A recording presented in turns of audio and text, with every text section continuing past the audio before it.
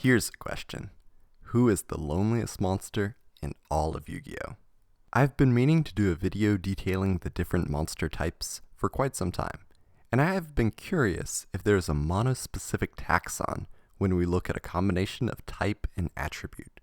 Intuitively, the combination of water and dragon is pretty rare, and off the top of my head, I can only think of Water Dragon and the Water Dragon Ruler, which means the type-attribute combination is rare and probably a bit lonely.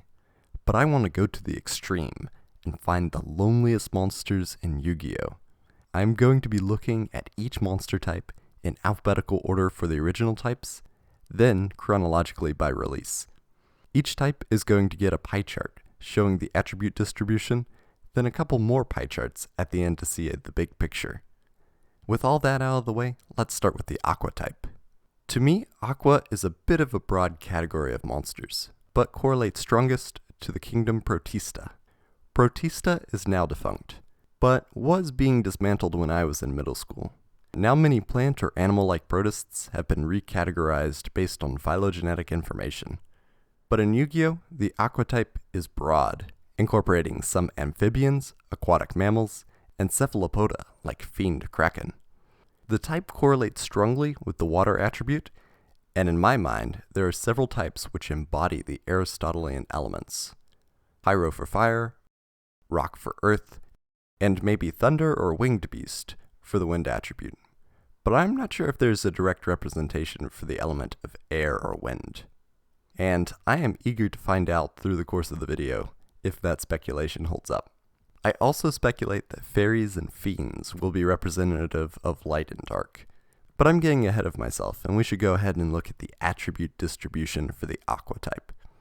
No surprise that the type is dominated by the water attribute, with a handful of other attributes present. Beast. I think it is pretty safe to say that beasts are based on the class Mammalia, although there are some exceptions with the aquatic mammals and Aqua. But only sometimes, as Orca, Megafortress of Darkness, is somehow a sea serpent for some reason. But I will get to that later. Dark Bat is classified as a winged beast, which is accurate, I guess, and quite a lot better than bird or insect, but it still seems off to me. Beast refers to just terrestrial mammals for the most part, but does the attribute distribution confirm this? I would say so, with a supermajority of beast-type monsters being Earth attribute. I am also surprised about how many light attribute beasts there are out there, especially over dark monsters. Then of course there are a few members of the other elements, but not too many. I am thinking that the wind attribute winged beasts are probably going to be where most of the flying mammals end up after all. Beast Warrior. Humanoid animals might be uncomfortably ubiquitous in the modern era, but therianthropy has quite a long history. Shapeshifting from human to beast might be an element in the creation of the type, but it could be seen as an evolutionary transition between the uncivilized beasts and intelligent humans as they use armor and weapons. In this sense, Beast Warrior also fits as a profession, which is later replicated by normal monsters and spellcasters. But more on that soon. As for the pie chart, Beast Warrior is pretty similar to Beast, with a couple exceptions. The light and dark balance is closer, this time leaning slightly in favor of the dark attribute, but more importantly, a massive fire attribute representation. In less populous types, one or two archetypes can really mess with the ratios. In this case being Fire Fist, and to a much lesser extent, Fire Kings, adding so many fire attribute beast warriors. Dinosaur. Dinosaur is such a broad type since it encompasses million years of distinct lineages. But like with most popular culture, there's a lot of simplification and compression. There are even extant genera of avian dinosaurs today, which inevitably will be labeled as winged beasts. Yet, Black Terra might be an exception, as although pterosaurs might fit the description of winged beast, Black Terra is definitely a dinosaur. Having to fit monsters into distinct, non-overlapping categories will inevitably produce some unexpected results. This is an area where the soft categorization system of Magic the Gathering has an edge, with the ability to apply multiple types to creatures. Although there is a problem with specificity, as types like Sponge are woefully undersupported when compared to the broader Aqua type in Yu-Gi-Oh! And the Dino distribution is actually pretty similar to Beast Warriors as well. This time, the two fire archetypes are Evolsaurs and Jirax, although those two are related. I was expecting more Earth attributes for some reason. Dragon. In RuneScape, dragons are descended from dinosaurs, which is a neat inversion of the real world, in which dinosaur fossils were mistaken as the remains of dragons. Historically, dragons are one of the most common mythical creatures, known for breathing fire and hoarding treasure, at least in the Western world. More on that later. And the graph?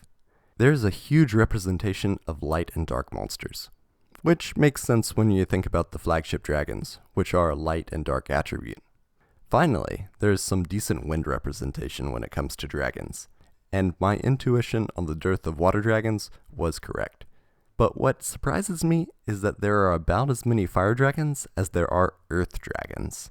I thought there would be way more fire dragons, because of course, you know, fire-breathing dragons. But I guess not. Fairy. Fairies correlate strongly with angels, more so the romanticized imagery over the biblically accurate, "Be not afraid." But there are also Greek influences, with sprites and nymphs on occasion. But then again, Wingweaver is definitely based off of an angelic seraph. Let's see if the type is the embodiment of the light attribute as my intuition claims. Indeed, it does, and there is an overwhelming majority of light fairies. But then, surprisingly, dark fairies are the next best represented. I guess there are a lot of fallen angels, which is related to Fiend. The other side of the coin is the Fiend type, which features demon-like monsters, but sometimes other dark supernatural creatures, like ghosts, happen to fall into the Fiend type. In my opinion, some of the most unnerving artwork is in the Fiend type, but zombies are probably a close second. And when it comes to attributes, Fiends are definitely very biased in the dark direction, although there are a substantial amount of light Fiends, largely due to the magical musketeer and fabled archetypes. Fish. I think fish might be one of the more accurate classifications, mainly because of the broadness of the term, since it includes sharks, eels, and even coelacanth. But also there's the puzzling inclusion of whales as fish. But I guess aquatic beasts are still a cladistic challenge. The chart for fish is bonkers, and I'm actually going to come back to it later because look how biased it is in the favor of water, even more so than the aqua type. Insect. As expected, spiders are included in insect despite having too many legs. The categorization is actually worse yet though, as worms, no, not those worms, and definitely not those worms, are also included. Which leads me to believe that a more apt description of the type would include some protostomes. Of course, that introduces new problems. If we use protostomes, we would have to include lobsters, crabs, and octopi, which all seem better suited for the aqua type, although I don't anticipate too many water insects. Let's find out. There are just 4 water attribute insect type monsters at the time of recording, and that includes new additions like the Rush Duels card, Oppressed Ants. What I wasn't expecting was that there would be so many dark insects. But then again, there are a ton of insectors that everyone forgets about. I was thinking that there would be more flying insects, representing the wind attribute, but I understand why there are so many earth insects.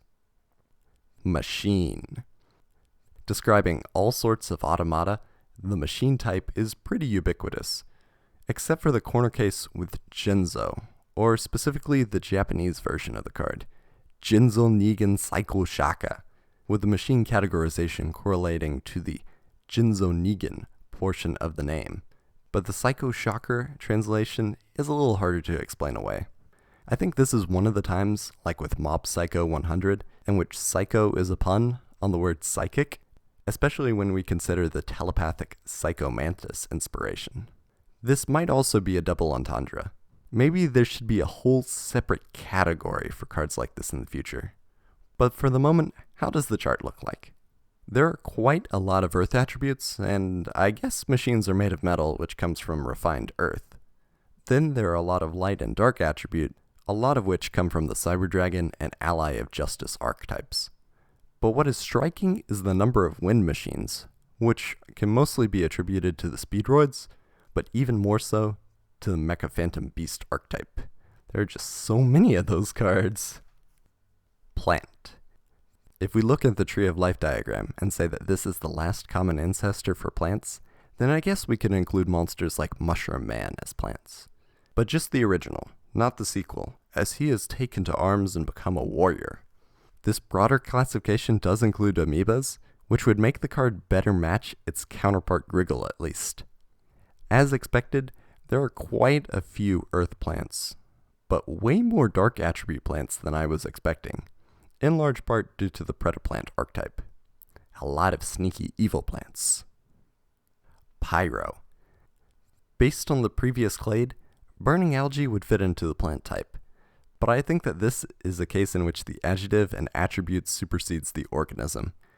The second elemental incarnation, Pyro, correlates strongest to the fire attribute, and I anticipate that the water attribute in particular is going to be a rare combination. Indeed it is. So rare that during the first version of the script, a water attribute Pyro monster did not even exist. But since then, one has been printed. No spoilers for the end reveal, as there is still a few very underrepresented attribute type combinations left. Within the Pyro type, there are a few representatives of other attributes as well, but Pyro is definitely the type most strongly correlated with the fire attribute. Reptile. As previously mentioned in the Aqua section, amphibians, like frogs, fit into the Aqua type, but Gentlemander, the Gentleman Salamander, is a reptile for some reason. Turtles often find themselves included in the Aqua type as well, although Reptile might otherwise be a better classification. Reptile is a type which has a full attribute cycle, which showcases the major animal types which fall under the Reptile name, notably 2 lizards, one of which may be a monitor lizard, a crocodile, a snake, a tortoise, and an 8-legged basilisk. Neat! Full attribute cycles ensure that there is at least one monster with each type attribute combination. But are there others? Reptile is fairly balanced, with quite a few earth, light, dark, and surprisingly water reptiles. The light and dark attributes are largely due to their reptilian and Wyrm archetypes, the latter of which having 26 members. What is a little mind-boggling is how many water reptiles there are without major archetypes skewing the numbers. Rock. Rock is the third elemental incarnation, this time correlating strongest to the earth type.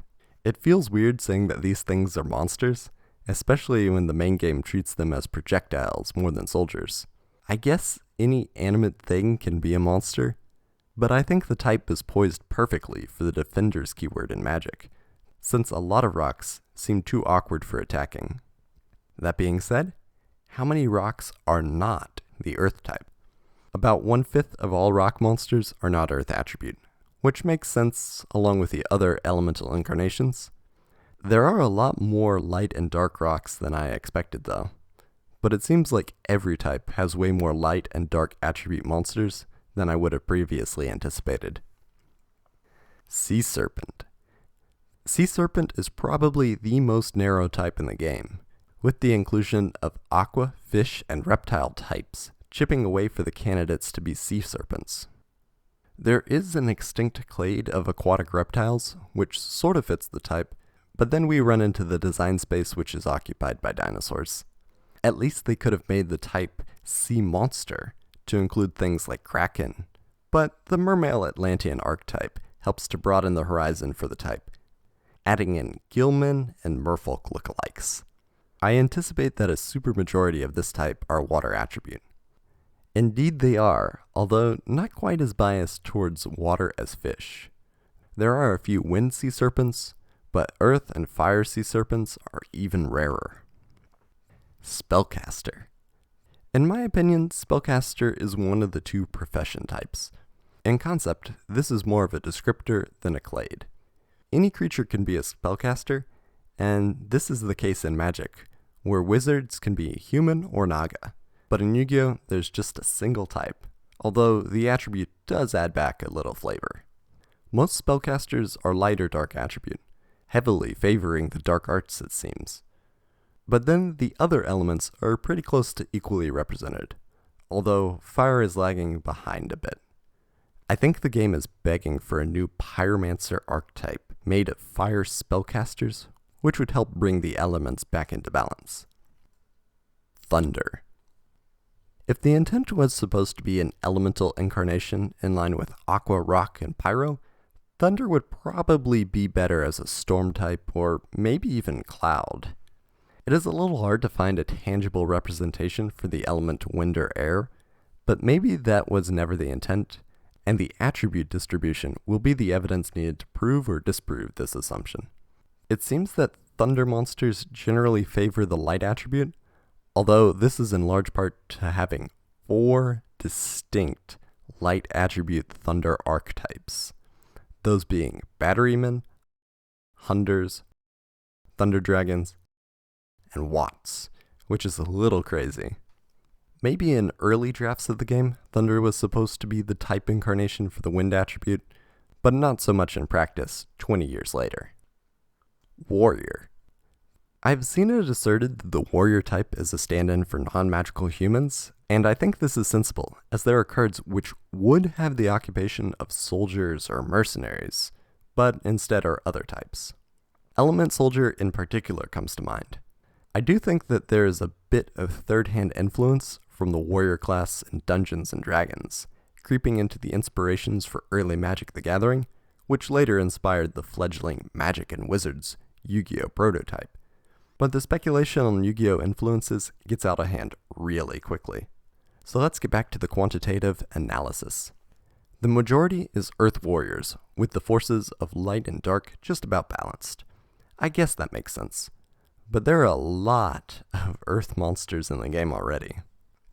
Winged Beast.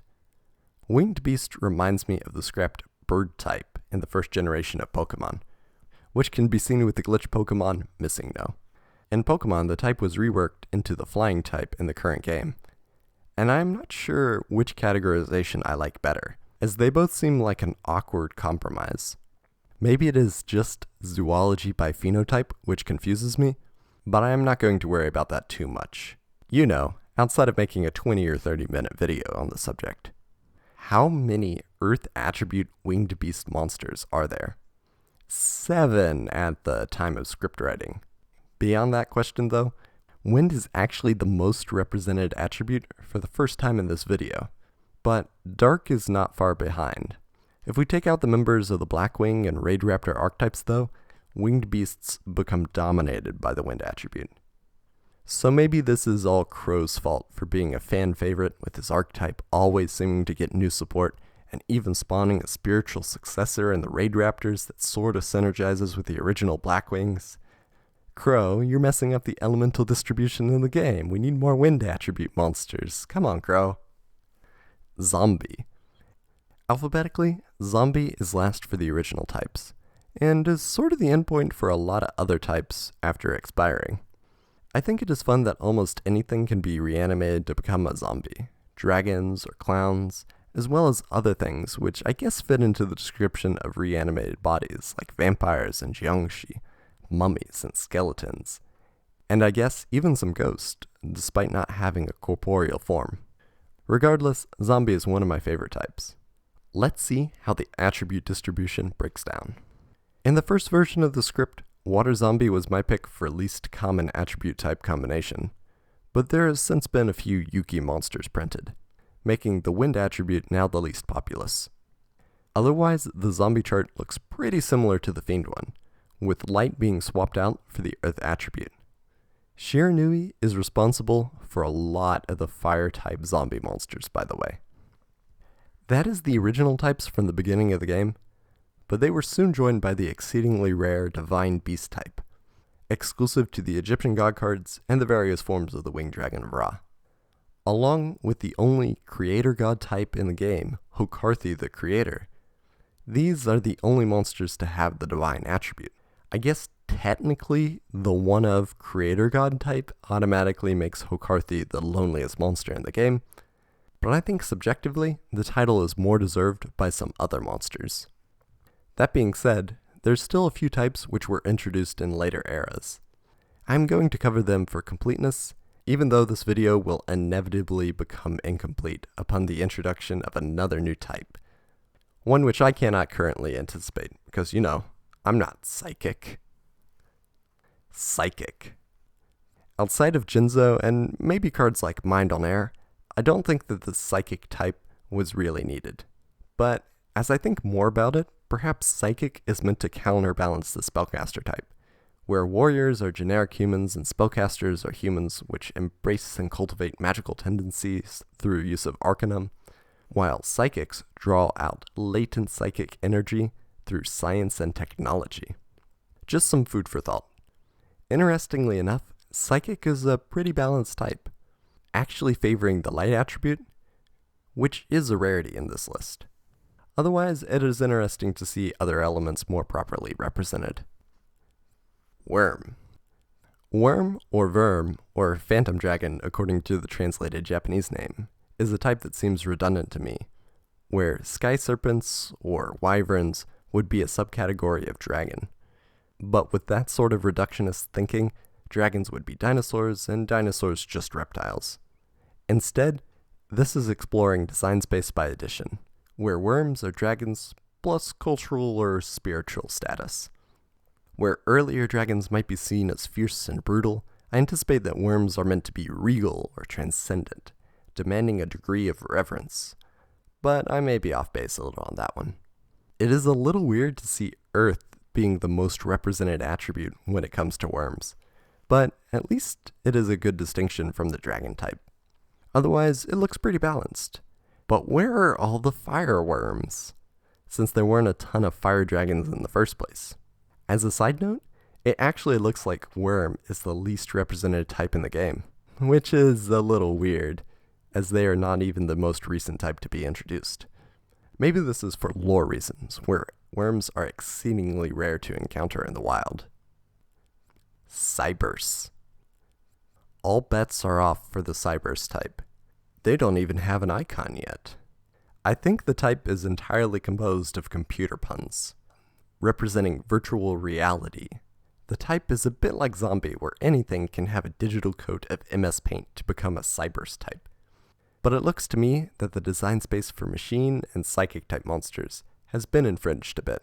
Oh, and insects too, because computers have bugs. Let's take a look at the last attribute distribution, and then a couple more pie charts. Cyberse is another type biased towards light, with the second most represented type being dark. But look at the third place. There are a lot of fire monsters, specifically a lot of Salamangrate monsters, but I'm glad to see more fire monsters introduced in the game in general. Before we get to the actual loneliest monsters in the game, I want to show off two more charts. The first being type representation in general. I think seeing a pie chart of how the relative rarity of each monster type is interesting. But do note that the newer editions have a smaller share, and this is understandable considering how big a head start the original types had over them. It sort of makes sense to me that the game is dominated by warriors, spellcasters, fiends, fairies, and dragons, all fantasy staples, but I like how this is counterbalanced by so many machine-type monsters, making sure that the game has plenty of room to explore sci-fi themes, even before the introduction of both the psychic and Cyberse-type monsters. The second chart is for attributes in aggregate. It is interesting to see that almost half the game is light or dark attribute, with about another quarter being earth. It is a little crazy to realize that wind, water, and fire monsters together are less than a third of all monsters in Yu-Gi-Oh! We can actually take things a step further and graph each monster type as a point in 3 space, where the X, Y, and Z coordinates are the difference between the opposing elements. So for Aqua, there are 1.9% more light than dark monsters, which corresponds to an X coordinate of 1.9. Then, since there are the same number of earth and wind monsters, the Y coordinate is 0. And finally, since there are way more water aqua types than fire aqua types, obviously, this corresponds to a z-coordinate of negative 80.5. The positive x direction represents light bias, where the negative direction represents dark bias. The positive y direction is earth bias, while the negative y direction is the wind bias. Then the positive z-axis is the fire bias, while the negative z is the water bias. The further the point is from the origin in any direction, the stronger the bias to that element. I actually graphed all the points if you want to play around with the model in 3-space, and the link is in the description alongside the spreadsheet I used to make the video.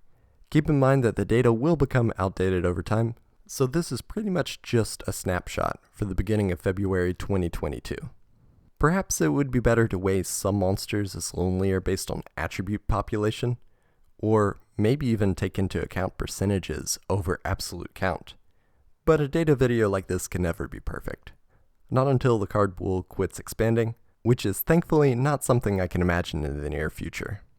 At the moment though, the loneliest monsters are Water Pyro and Earth and Fire attribute Sea Serpents, each of which with only a single card printed. Kunamon was not even printed during the first draft of this video, and maybe it shouldn't even be regionalized, because the artwork is just creepy. Although none of those monsters feel quite as lonely to me as non-water fish type monsters in general, but especially light fish, as there is only the golden flying fish, which is at least a pretty decent card for the type. The reason I say that non-water fish is the loneliest type though, is the reason why I wanted to circle back to the fish pie chart later. In fact, there is a combination so rare it doesn't even exist yet. Fire attribute fish type, which is the only attribute type combination not to be printed in more than 20 years, which I think is absolutely wild. I mean, it's free real estate. Is the conceit of this video silly? Of course, but I thought it would be interesting to look for the rarest type and attribute combinations, and at least I came to some sort of conclusion. These being called the loneliest monsters in Yu-Gi-Oh! Is a bit arbitrary, but I thought it would be a fun and seasonally appropriate way to look at type and attribute distributions in the game. So remember, no matter how lonely you might feel at times, at least you're not a golden flying fish.